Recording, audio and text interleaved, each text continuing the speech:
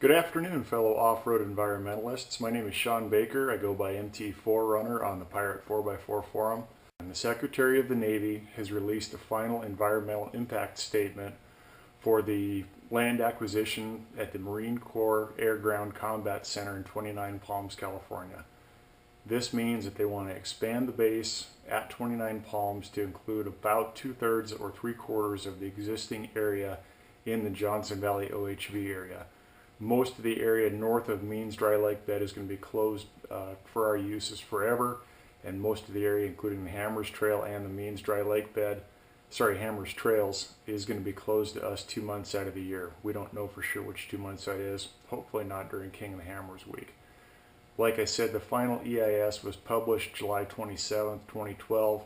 There's a 30-day waiting period before the Secretary of the Navy can write his final record of decision. During this 30-day waiting period, we need to get our comments in now. There were 18,000 letters sent through the Pirate 4x4 letter generator last year. Chances are pretty good that you've probably submitted 3 or 4 or maybe a couple dozen of them. You may not feel that your comment is important, but what's important, we cannot submit any new comments at this time. So anybody who has previously submitted a comment, your comments are important because you can maintain standing and continue your comment through this environmental impact statement process. Your comment may be ultimately one used by the California Motorized Recreational Council, may be used by Blue Ribbon Coalition, may be used by private attorneys to try to stop the Marine Corps plan to expand into Johnson Valley. You need to find your comments in the final environmental impact statement. Look at the link on the bottom of the screen and go to the EIS.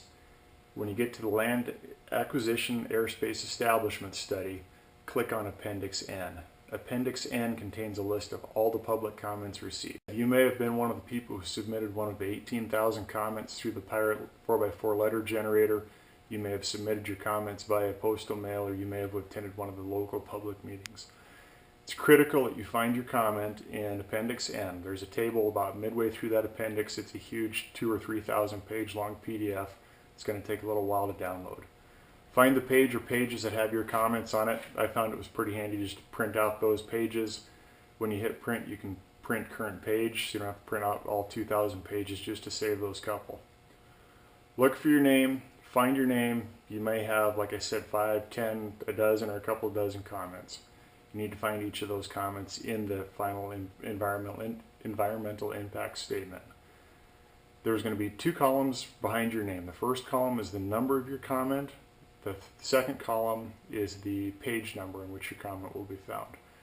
There's about 5 different PDF files. There's Appendix N.1, N Part 1, Part 1A, Part 2, Part 3, Part 4, and Part 4A. If you submitted comments to the Pirate 4x4 letter generator over the course of the 2 or 3 weeks that it was active, your comments may be in all of those appendices. Find each of your comments and then read the Secretary of the Navy's response to your comments. Chances are pretty high they're going to have some canned answers to your comments. You need to see if they've actually responded to your comment or not. What we can respond on in the NEPA process is if there's any inaccuracies or discrepancies between what your comment was and their response. You can comment on the accuracy of the analysis that they've presented in the environmental impact statement. The biggest thing that we can comment on is the impact. They have acknowledged that there's a significant impact to off-highway vehicle OHV recreation. What they've failed to do is they have not talked about ways to mitigate or lessen those impacts. In other words, they've failed to tell us where we can go to legally recreate if we can't play at Johnson Valley. They have failed to identify any ways that they can solve the problem of other areas becoming overcrowded when we go somewhere else to play when we can't play Johnson Valley.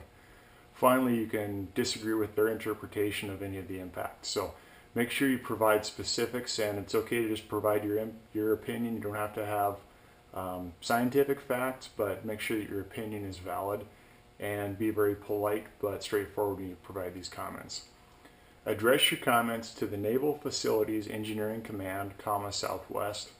Attention 29 Palms EIS Project Manager, 1220 Pacific Highway, San Diego, California, 92132-5190.